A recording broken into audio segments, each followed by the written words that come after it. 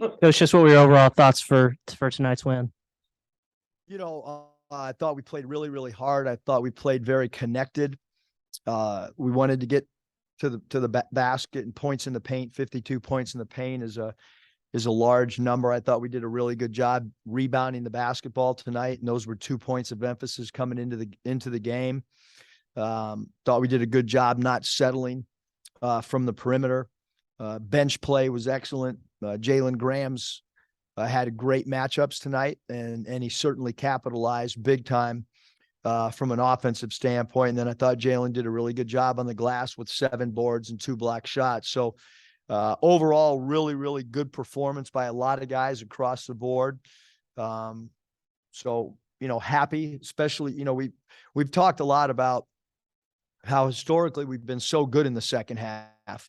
And for whatever reason this year, in the games we've lost, we have not been good in the second half. And what's the reason for that? Because we're talking about the same things that we had for 7 years. And tonight was a step in the right direction, playing better in the second half, coming out on that 17-2 run, which that's a hard thing to do out of halftime, to come out and defend at the level that we did to start the second half.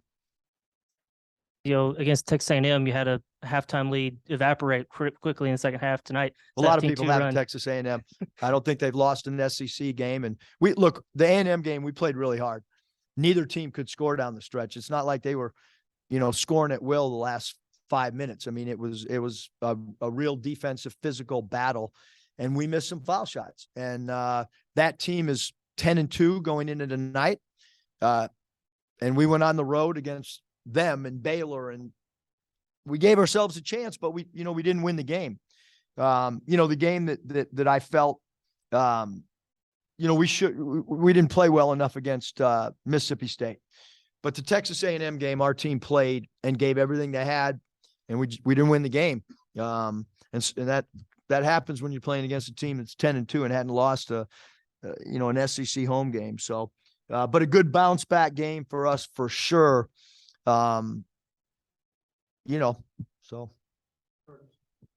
you gave Nick the start today. He had 32 minutes. Just curious how you would assess his play, and then how important was it just to get those minutes for him and just the continuity with the other guys on the floor? Yeah, I mean, I think that as a coaching staff, we tried to be prepared. We try to have a reason for everything. We don't just roll the dice out on lineups and substitution patterns. We have a lot of non-contact practices for 8 years now. We have catapult numbers where the guys wear catapults, and you can distinguish their energy, the jumps they have, how many miles they go in practice, and that all those numbers go into effect on all this stuff, how we sub. We knew when Nick came back, there's not a high school player, there's not a college player, there's not an NBA player. There's a reason Major League Baseball, when guys are out extended periods of time, send them down to the minor leagues to get their rhythm and their timing. So we certainly felt with a basketball team and a program that does not go live and hasn't gone live, and it's because we want to be fresh in March. And so it's hard for Nick to play 3-on-3 post practice and get rhythm. So really happy that he got the minutes that he got tonight. Happy how his teammates responded with him, and he gives us a little bit of an edge. I mean, he's competitive and he's verbal, and I think that helps us tremendously. On the flip side, you brought Ricky off of the bench, and he had 15 and 7 for you. Just curious how you thought he responded to that. I assume well, and just your thoughts on what got him going tonight.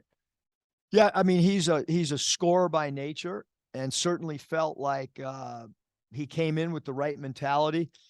I mean, I'm old school. We had everybody but 2 players here way earlier than report time tonight. We never have anybody late. I mean, being 5 minutes early is late for us. I mean, we have never been late for buses, nothing, practice, never, ever. but sometimes guys come in, 5 minutes, 6 minutes before report time.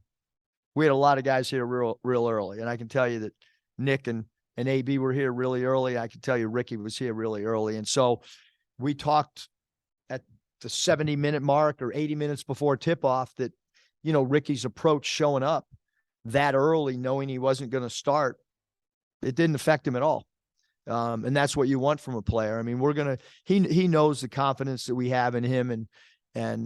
He played 32 minutes and he deserved to. And, we need him to play well. How this lineup goes, I got to dive into Georgia and look at matchups and see if we're going to keep it like it is, or if we're going to change, or, all those things. I think with where we are right now, they're still to be determined how we go into, certain games. Looking at Makai's double-double along with the numbers that Graham put up, and then your backcourt, is this the most balanced offense you've had in a game since maybe San Jose State? That was your one game where everybody was available, but it kind of seemed that way. And I want your thoughts.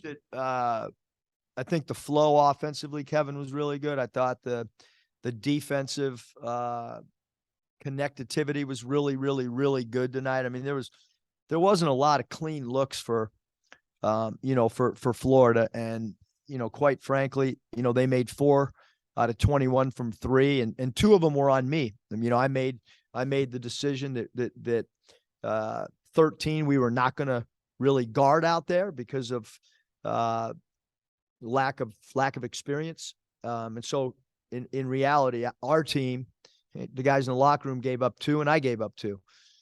So I thought that the following the game plan, defensive rebounding, all those things really, really good. The 6 blocks, very important from a rim protection standpoint. We've been so good blocking shots all year, and that continued. And, getting 8 steals instead of 2 or 3. I mean, we need that activity from a defensive standpoint as well. Anything in particular impress you about Jalen in terms of having so much offense run through him? I thought he looked pretty patient on a majority of his post. I thought he was great. He's a really good passer too. So I think some teams at times can be a little bit reluctant to double team JG just because he's got a really good feel. And I thought he had great matchups for him to guard tonight. And then when, if he plays well defensively and blocks 2 shots and rebounds like he did tonight, certainly he's such a gifted offensive player. And we felt like maybe his foot speed would bother 33 a little bit and bother 13 a little bit. And wanted him to use his shot fakes against Fudge as well. So. Coach, you mentioned how hard it is to come out of halftime and put together something like a 17-2 run. Just what actually allowed you to do that hot start? Yeah, I just thought our defense was elite, to start the second half. And then we were able to get out and transition a little bit. And I thought that the easy baskets in transition certainly helped us tremendously. And then, defensively, we didn't give up one back door. And Florida's a heavy Princeton backdoor team. So, we spent, the prep time on no backdoors and no threes. I don't know if I've ever coached a team that we gave up none on a team that's a high volume backdoor team. And as I've mentioned, the guys in uniform only gave up 2 threes out of 19. So the 2 areas that were the biggest emphasis, they did a phenomenal job. Eric, I think you guys start off 2 for 9, and then after that you shot nearly 70%. What'd you think of the slow start, and then what got you guys going, to where you were shooting so well? Yeah, I don't want to think about the slow start because it was painful. We couldn't buy a basket. But I also think that, you've got to put it in perspective. I mean, Ricky Council's been one of our premier scorers. He's not in the starting lineup. So I think that, it was to be expected, the changing of the lineup, tonight, maybe it was going to take that group a couple extra minutes to get in the flow and feel comfortable. And then after that, like I said, practically 70, not 50, but like almost 70%. Yeah, I thought pace of play, sharing the ball, not forcing shots. We ran a little bit more. Well, we were able to run our man offense, and we were able to find the mismatches that we wanted. We probably ran 17 or 18 different sets tonight. We executed them really well, and when we're able to do that, we're pretty good. With Nick getting so many minutes, and I know it wasn't his best game, but he got 10. He looked like he had good bursts moving around. What do you expect from him now moving forward here these last few games? Yeah, I mean, I think that this game was important to him to be able to get 30 plus minutes, and we have a big game coming up on Tuesday, and two big games on the road, and then a big one at home. So every game right now for the Razorbacks is important, and him getting a little bit of rhythm and flow. It's a lot different than playing 3-on-3. This was kind of I'm sorry. You talked about this kind of normal Super Bowl games. Really couldn't afford to lose to these guys at home. And you won. You were up by 25 at one point. Just how good did it feel, not just to win, but to win convincingly, and kind of feel good. Yeah, I mean, I thought we were flying around. We were diving on the floor, getting loose balls. The guys were having fun. They were competing. So yeah, I mean, I think it's really important. And now the level of maturity coming back, and understanding how well Georgia has played, and how improved they are, and understanding that Roberts is a really good scorer, and understanding that Bridges can really score with his back to the basket, and Aquindo is one of the best transition players in the SEC. So we got a lot of things to go through in a short amount of time, and getting ready for Georgia. And this game's behind us, and now you've got to focus on the next game on your schedule. Coach, was this a game that you knew coming in that you might be able to lean on Graham more than usual, or was it something you realized, after you got into the flow of the game? No, I didn't know what he was going to do, but we were going to go to him early, which is what we did. And we threw it in there, and a lot of it was matchups.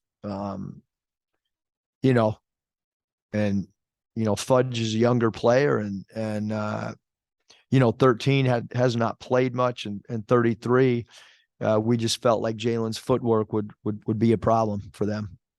How much is it just matchups, or is it just, in order for him to kind of put, back-to-back games together like this, is it matchups, or is it, do the other things, rebounding, defending, things like that? I think it's all encompassing. He went 2 for 2 from the foul line. That's huge, because he was batting .333.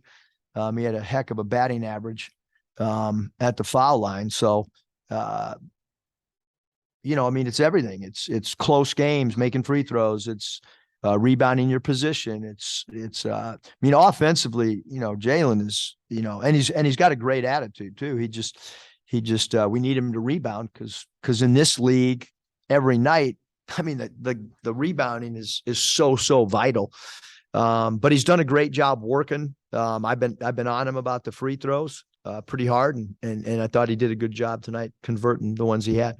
We didn't even ask you about Anthony. Maybe we're just so conditioned to him filling up the box score. What did you think of his game? And then after that, Makai had a double-double. What did you think of his game? Yeah, for sure. Anthony Black, phenomenal. I thought that the steal in the backcourt late in the game, he's starting to get a lot lower defensively. That's something that we've talked about.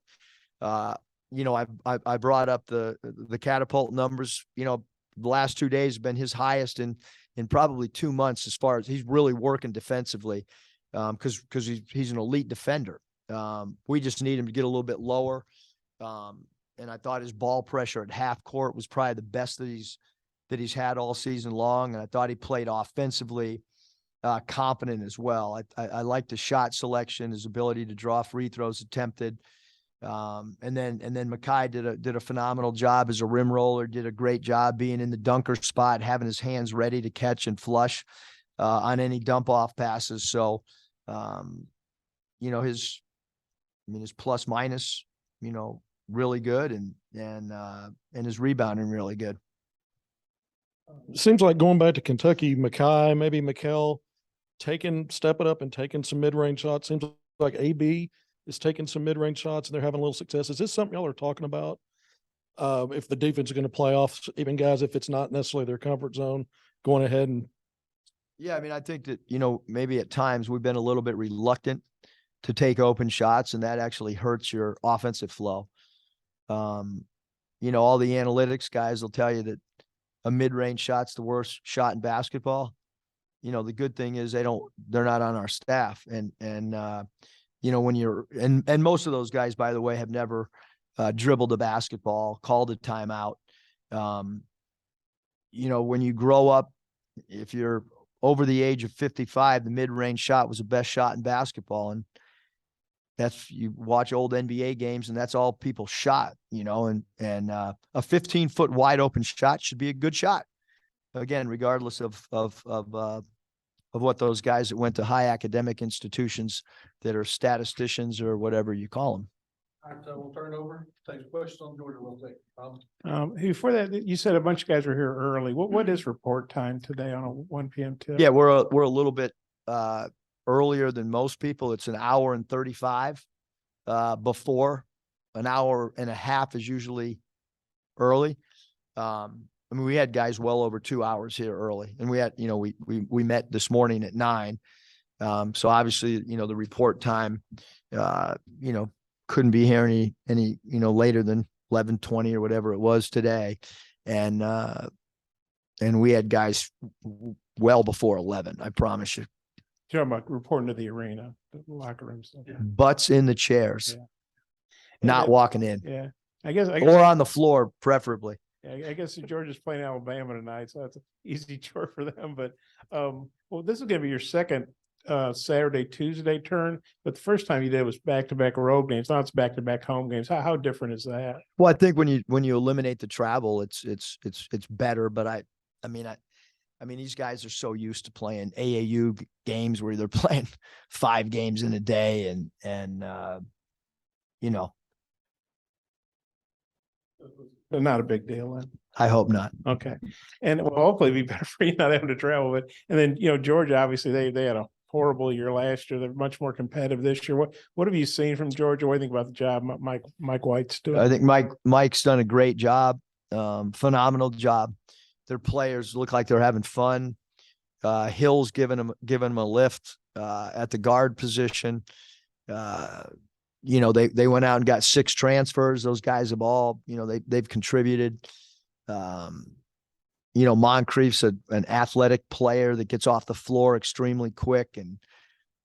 And I mentioned Bridges with his back to the basket, with using his left hand, once in a while using the right hand. On that right block, he's really good going middle. And then Roberts is a guy that can really, really score the basketball. And Akindo, probably the biggest recruit that Coach White had was getting Akindo back after he was in the portal.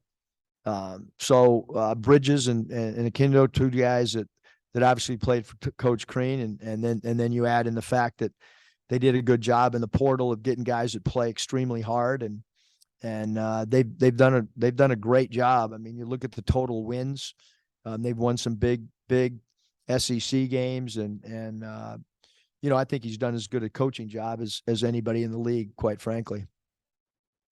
Eric, I know Florida didn't have Castleton today, but what were you most encouraged by on the defensive end? And then how might you bottle this and take it into a short turnaround?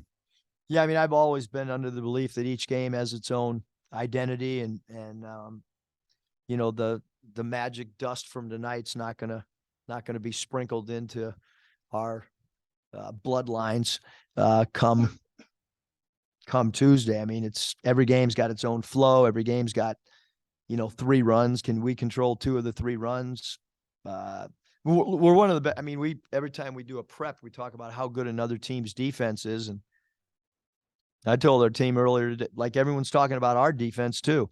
I mean, our defensive numbers are phenomenal. And I thought we did another great job defensively, and we're going to have to guard Georgia, a team that'll get out in transition. And like I said, they have guard play. They got guys like You know, Abdul Rahim that can make threes coming off the bench, and so we have our work cut out for us. Thanks, Coach. Thanks. Big's 13th birthday party.